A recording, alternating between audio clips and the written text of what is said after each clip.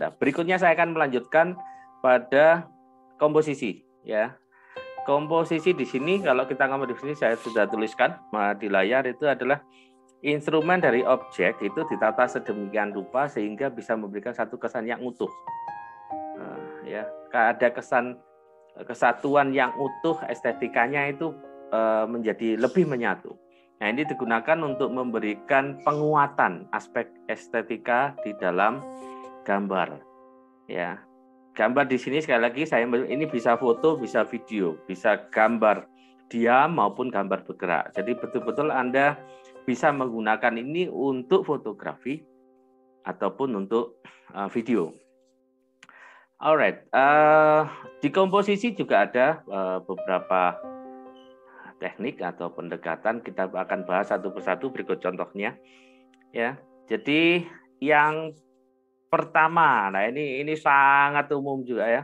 Ada istilah sepertiga bidang. Nah ini nanti akan ada istilah sepertiga bidang bawah dan atas ya. Kita ngomong bahas sekarang yang sepertiga bidang bawah. Itu yang seperti apa? Jadi ada Anda nanti akan mengatur instrumen objek itu akan difoto, di grab, di capture ya sedemikian rupa sehingga bisa Anda menangkap sepertiga bagian yang lebih sempit dari objek tersebut dalam frame ya, ini seperti ini gambarannya. Dengan memegang aturan 4 titik. Yang dimaksud aturan 4 titik adalah ini. Ya, ini kotak ini ya, dan ada lingkar-lingkaran 4 titik ini adalah 4 titik pakem atau 4 titik acuan untuk estetika dalam sebuah frame ya, dalam sebuah frame ya. Sehingga pada saat kita ngomong sepertiga bawah sebenarnya fokusnya kan ke sini. Nah, ini ya. Makanya ada garis-garis sini. Kita lihat ya, kita tidak perlu mengukur secara presisi ya. Kemudian secara matematis Anda perlu tidak harus demikian, tapi dikira-kira saja. Ya, dan ini nanti juga akan bisa dikombinasikan dengan bentuk-bentuk yang lain. Nah, ini contohnya bisa untuk landscape pantai, kemudian sawah, tapi langitnya nanti yang akan dominan ya, seperti itu. Nah, ini contohnya. Penerapan untuk di gurun pasir, ya kan?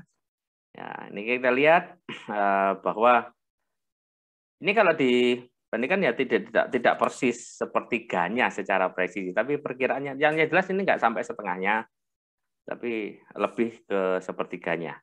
Sebenarnya kan ini ya yang diambil. Nah, ini lebih dominannya space kosong.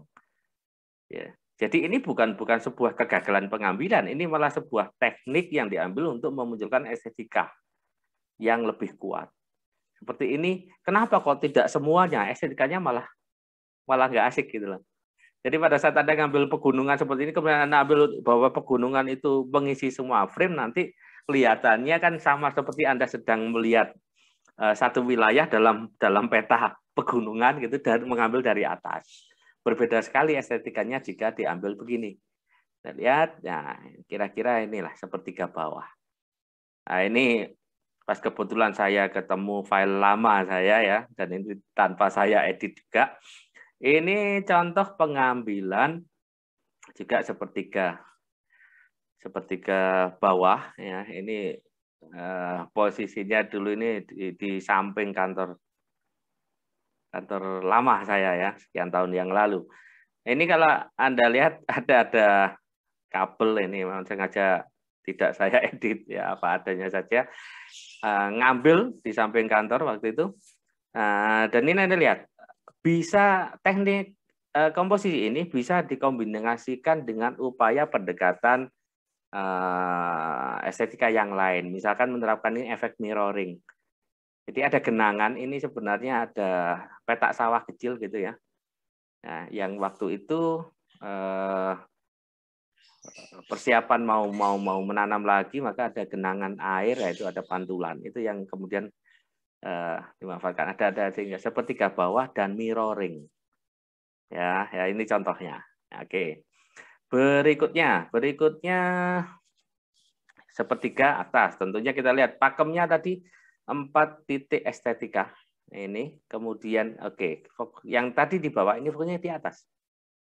lebih dominan areanya, area space kosongnya adalah yang bawah ini. Ya, kira-kira gambarannya, contohnya akan seperti ini. Oke, di spot ya lokasi yang sebenarnya sama, ya kan, tapi dengan pendekatan yang ini cuma digeser saja dan main zoom. Ya, ini. Saya hanya ingin menunjukkan pada Anda, selain tadi bisa memanfaatkan kombinasi dual pendekatan. Jadi ini sepertiga atas plus mirroring. Dan ini sengaja saya bikin, sebenarnya kan cuma geser saja. Ini kan objeknya sama. Geser saja di frame yang ini, tapi kemudian di zoom in. Gitu. Sekaligus untuk memberikan gambaran, lihat bahwa presisi sepertiganya tidak sekaku, mesti dihitung secara matematika. Ini hampir setengah. Ya, yang ini kan sepertiganya masih lebih inilah ya, lebih seperti ini melebihi sepertiga, tapi nggak sampai setengah. Ini masih bisa dikategorikan sepertiga bagian atas, ya. Kita lihat estetika kombinasi dengan efek mirroringnya, kadang-kadang keterbatasan untuk mengekspos dari keindahan objek itu bisa dimaksimalkan, dioptimalkan dengan menerapkan pendekatan angle dan komposisi atau teknik estetika yang lain ya. Berikutnya kita ngomong ada juga dikenal komposisi diagonal. Oke, berarti kalau diagonal gini ya. Ya. Jadi ya dari 4 titik itu lagi-lagi 4 titik itu kemudian garis miringnya itu yang menjadi acuan. Ya. Nah ini bisa sengaja, bisa tidak, maksudnya gini, bisa karena objeknya itu memang sudah memiliki bentuk yang memiliki kecenderungan diagonal, baik itu lengkung agak-agak kurva gitu ya, atau betul-betul lurus seperti garis ini, ya. Kemudian itu bisa garis itu bisa disengaja atau tidak, atau di sini lebih banyak disebut langsung ataupun tidak langsung. Jadi ini diambil untuk gedung atau bangunan yang diambil dengan perspektif cara tidak langsung sudah membentuk garis diagonal dari kiri atas ke kanan bawah. Misalnya nggak sengaja memang ini memungkinkan untuk diekspos itu, ya maka akan diekspos. Gitu. Beberapa contohnya ini.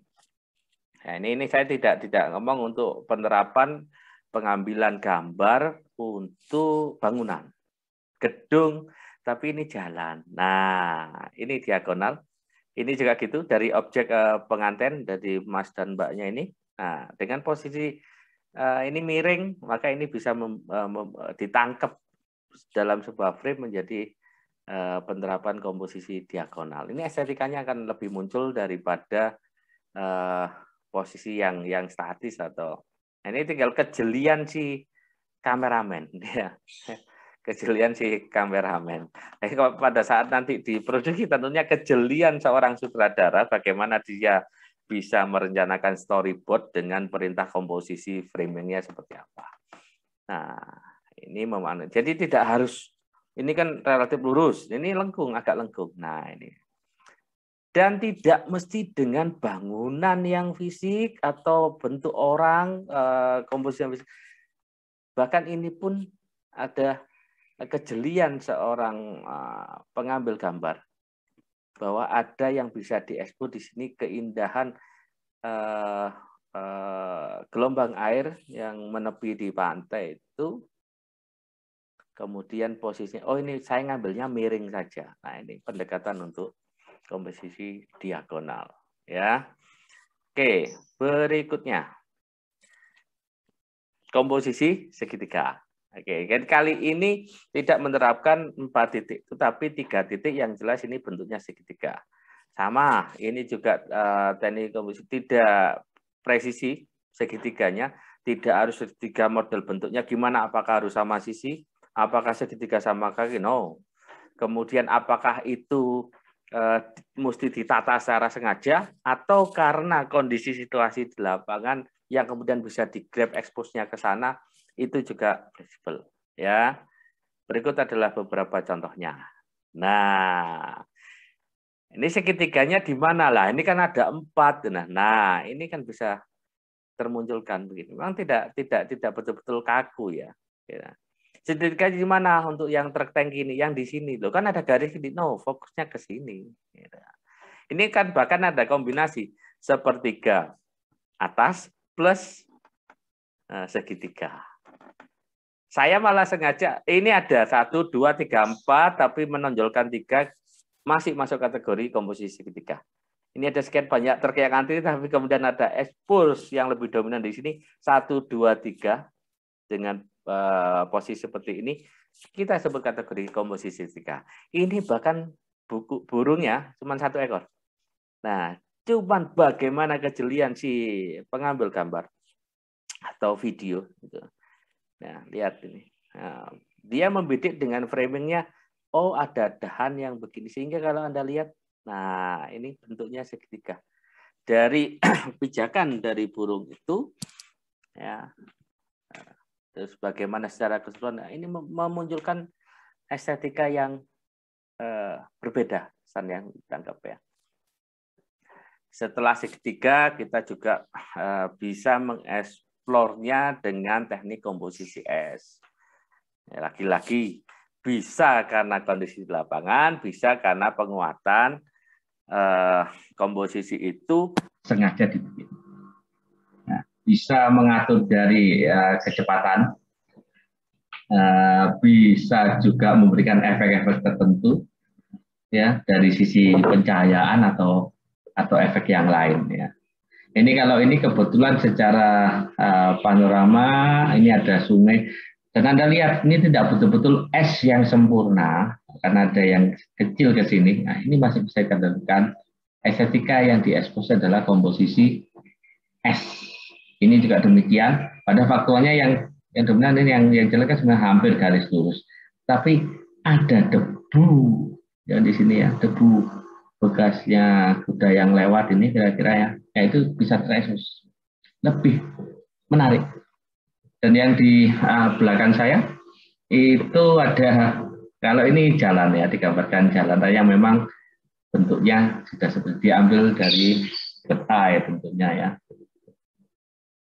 Oke, sehingga bisa lebih fleksibel ya, ada komposisi segitiga, ada komposisi S, ada komposisi U atau lengkung. Ini ada yang dipisah, di sini saya jadikan satu, tinggal ini aja kan, seberapa melengkung, apakah memposisikan sampai bentuk U ataukah agak melebar seperti mangkok gitu ya. Tapi prinsipnya sama. Ini ada estetika yang bisa diekspos pada saat you bisa nge-grab di posisi framingnya itu ada efek lengkung, ada lengkung di sini, ada lengkung di sumur, ada lengkung di pinggiran pantai ini, kemudian ada lengkung di danau ini, ya. Nah, ini komposisi U atau lengkungnya itu di sini. Oke, bahkan untuk yang gunungnya pun ini juga kalau Anda lihat, posisinya kan juga lengkung, ya. Nah, itu pendekatan untuk komposisi U atau komposisi lengkung. Ada tambahan lagi ya terkait dengan komposisi. Ini saya yang juga populer adalah framing atau teknik memfigura, tanda kutip ya, memfigura objek sebagai pemanis ya, memfigura objek sebagai pemanis. Bukan maksudnya ini dibingkai di pinggirnya ini, bukan ya. Tapi dalam frame itu, dalam area yang dibidik itu, ini bisa terbentuk karena frame yang tersedia di lapangan, yang diekspos, ada yang dengan sengaja dibuat seperti itu. Ya, ini contohnya, jadi gambar Mbak yang itu tadi ini karena warnanya nggak terlalu kelihatan, tapi pada saat kita lihat contoh yang ini, nah ini menaburkan yang di sekeliling ini tidak lain memfigura sehingga ini bisa terekspos. Nah, ini contoh memberikan dan kalau ini bisa melalui editing maupun di lapangan ya, dengan rangkaian bunga atau tumbuhan seperti ini. Bisa. Nah, bahkan yang ini yang ada penari balet kalian ya, yang sedang berdiri di sekian pintu, ada kusen gini. Nah, ini pun juga sebenarnya expose teknik framing. Teknik framing. Oke, jadi itu ya. Tentunya gambaran tentang teknik angle dan komposisi ini mudah-mudahan bisa lebih mengkayakan lagi sehingga Anda bisa lebih kaya pendekatan, kaya gaya dalam bereksplorasi untuk membuat karya-karya Anda bisa lebih baik dan dengan sentuhan estetika yang lebih keren, gitu kan? Demikian sisipan atau materi terkait dengan angle dan komposisi yang saya sampaikan. Tetap semangat dalam belajar, selamat bereksplorasi, perbanyak berkarya. Ya. Terima kasih. Saya tutup dulu. Silahkan kalau ada komen, ada pertanyaan atau bahkan sharing dari portofolio Anda bisa disampaikan. Maka jika memang ternyata ada tanggapan yang perlu diulas, saya akan ulas pada kesempatan yang lain. Terima kasih. Assalamualaikum warahmatullahi wabarakatuh.